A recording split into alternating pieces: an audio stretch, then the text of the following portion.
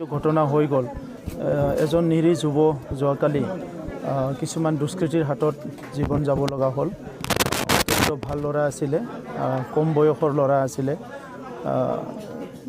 অতি দুখীয়া পৰিয়ালৰ এজন সন্তান আছিলে তেখেতক লৈ ঘৰখনৰ বহুত আশা আছিলে কিন্তু যি দুষ্কৃতিকাৰী যিটো কালি ঘটনাটো কৰিলে এইটো অতিকৈ দুখজনক ঘটনা তেখেতসকলে কৰিলে তো বিশেষকৈ আমি এতিয়া কিছু মাহৰ পৰা কিছুমান অঞ্চলত তেনেকা চুৰ ডকাইত লুটিঙৰ কেছবিলাক শুনি পাই আছোঁ আৰক্ষীৰ তৰফৰ পৰা যথেষ্ট সক্ৰিয়ভাৱে এইটো দমন কৰাৰ কাৰণে কাম কৰি আছে আৰু যোৱাকালি যিটো বেলেগ এটা ঘটনা হৈ গ'ল য'ত এনকাউণ্টাৰ হৈ গ'ল দুটাকৈ মানে তেনেকুৱা ব্যক্তি নিহত হোৱা বুলি শুনিছোঁ তো এই গোটেই প্ৰক্ৰিয়াটোত আজিৰ সময়ত যিটো শক্তিয়ে কাম কৰি আছে এই শক্তিটো আমি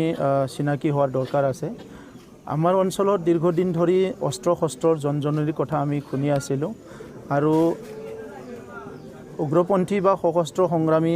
সংগঠনবিলাকে মূল খুঁটিত অহাৰ পিছত যথেষ্ট শান্তিত আছিলে কিন্তু শেহতীয়াভাৱে কিছুমান তেনেকুৱাই অলপ দুষ্কৃতি মাইণ্ডছেটৰ কিছুমান যুৱকসকলে সমাজখন অস্থিৰ কৰাৰ কাৰণে কিছুমান কাম কৰি আছে আৰু সেইটোৰ কাৰণে আমি সঘনে আলোচনা কৰি আছোঁ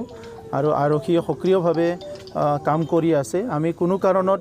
বড়োলেণ্ড অঞ্চলত আমাৰ কোনো এজন ব্যক্তিয়ে নিজৰ জীৱন আৰু সম্পত্তিৰ নিৰাপত্তাহীনতা যিটো হৈছে এইটো কোনো কাৰণত সহ্য কৰিব নোৱাৰে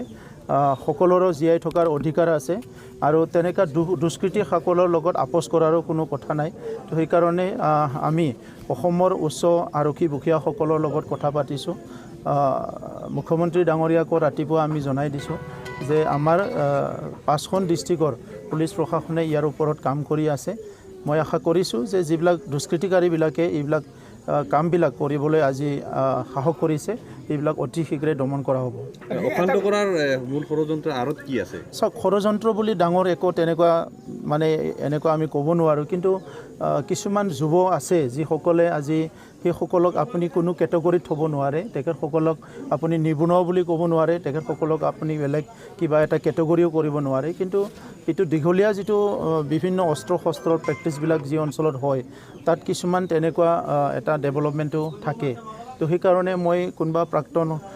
ইয়াত মানে অস্ত্ৰধাৰী আছে এইটোও মই ক'ব বিচৰা নাই কিন্তু এটা বাই প্ৰডাক্ট যিটো আছে সেইটো অস্ত্ৰৰ যিটো এটা ইম্পেক্ট যিটো আছিলে সেইটো আজিলৈকে যোৱা নাই তো সেইকাৰণে মাজে মাজে আপোনালোকে দেখিছে মৰাণ অস্ত্ৰ উদ্ধাৰ হয় কিবা হয় তো সেইকাৰণে দীঘলীয়া এটা ইয়াত কাম কৰিব লগা আছে একফালেদি সমাজে সজাগ হ'ব লাগিব সামাজিকভাৱে আমি ষ্ট্ৰং হ'ব লাগিব যে আমাৰ সমাজত যাতে কোনো এণ্টি ছ'চিয়েল ইলেমেণ্ট কোনো দুষ্কৃতিয়ে স্থান ল'ব নোৱাৰে এইটো এক ছেকেণ্ড হ'ল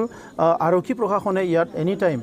সেইটো ছাৰ্ভিলেঞ্চত ৰাখিব লাগিব আৰু ষ্ট্ৰংলি ইয়াত একশ্যনটো ল'ব লাগিব কঠোৰ হাতেৰে দমন কৰাৰ পৰিৱেশ ইয়াত কোনো আপোচ কৰাৰ কথাই নাই এটা সময়ত যোৱা 30-40টা বছৰ আমাৰ তাত বিভিন্ন পৰিৱেশ পৰিস্থিতিৰ কাৰণে অস্থিৰতা আমি ফেচ কৰিছোঁ তাত আমাৰ বহুত জেনেৰেশ্যন গেপ হৈ গৈছে আমাৰ উন্নয়নটো স্থবিৰ হৈ গৈছে চ' এতিয়া মানে শান্তি অহাৰ কাৰণে চবেই কোনোবা ব্যৱসায় কৰিবলৈ কোনোবাই খেতি বাতি কৰিবলৈ কোনোবাই মানে নিজৰ কাম বুলি কৰিবলৈ আগবাঢ়ি আহিছে আৰু এনেকুৱা সময়ত যিসকলে এই গ্ৰাম্য অঞ্চলত পৰিৱেশবিলাক নষ্ট কৰিবলৈ আগুৱাই আহিছে সেইসকলক যেনেকৈ নহওক ধৰণে দমন কৰিব লাগিব এটা প্ৰশ্ন আছে যে যিহেতু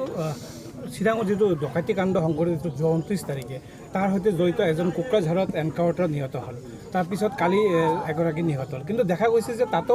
প্ৰাক্তন NLFB ইয়াতো এজন প্ৰাক্তন NLFBৰ কথাটো উলিয়াইছে আচলতে সমগ্ৰ ঘটনা আৰু NLFBৰ নামটো বাৰৰ প্ৰতি কিয় জড়িত হৈ আছে ইয়াৰ কাৰণে পুলিচ প্ৰশাসনে চাই আছে যিসকল আমাৰ উচ্চ পদস্থ বিষয়াসকল দায়িত্বত আছে তেখেতসকলে এইটো স্ক্ৰিনিং কৰি আছে ইয়াত যোনে নহওক কিয় যোনে ইয়াৰ লগত ইনভলভ আছে তাৰ ওপৰত একশ্যন হ'বই লাগিব প্ৰাক্তন উগ্ৰপন্থীসকলক পুনৰ সংস্থাপন নোহোৱাৰ কাৰণে বহু সময়ত সংস্থাপনটো বহুত হৈ গ'ল সংস্থাপন বহুত হৈ গ'ল এতিয়ালৈকে ইমান কম সময়ৰ ভিতৰত প্ৰায় 4,000 মানুহৰ সংস্থাপন হৈ গ'ল অলপহে বাকী সংস্থাপন হ'বলৈ সেইখিনিও অতি শীঘ্ৰে সংস্থাপন দিয়াৰ কাৰণে আজি অসমৰ মুখ্যমন্ত্ৰী ডাঙৰীয়াই কাম কৰি আছে মই আশা কৰিছোঁ এনাডাৰ 1-2 মাহৰ ভিতৰত বাকীখিনি থকাবিলাকো সংস্থাপন হৈ যাব কিন্তু আজি যিবিলাকে যিটো এণ্টি ছ'চিয়েল এক্টিভিটিবিলাক কৰি আছে তেখেতসকলে সঁচাকৈ প্ৰাক্তন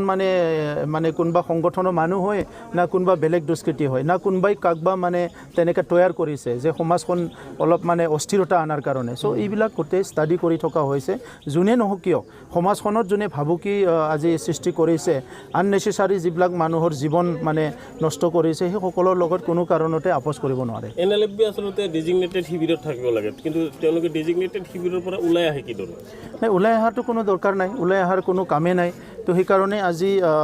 আমাৰ 4খন ডিষ্ট্ৰিক্টৰ আমাৰ SP সকলৰ লগত মিটিং হৈ আছে গুৱাহাটীত ইয়াত কিছুমান পলিচি হয়তো হ'ব আৰু সেই হিচাপে তেখেতসকলৰ ওপৰত মানে যি ডিচিশ্যন হয় সেই মতে একশ্যনটো হ'ব আৰ্ম স্পেচিয়েল এক্ট আচলতে উঠাই লৈ যোৱাৰ পিছতে এনেকুৱা এক্টিভিটিজ বৃদ্ধি নাই একচুৱেলি এইটো আৰ্ম স্পেচিয়েল এক্টৰ লগত জড়িত নাই চোৰ ডকাইতবিলাক এইটো স্পেচিয়েল আৰ্ম ফ'ৰ্চ এক্ট যিটো আছিলে আফস্পা সেইটো মানে বহুত বছৰৰ পৰা উত্তৰ পূৰ্বাঞ্চলত সেইটো ইম্প'জ কৰা হৈছিলে আৰু বিশেষকৈ সেইটো অপাৰেশ্যনৰ লগত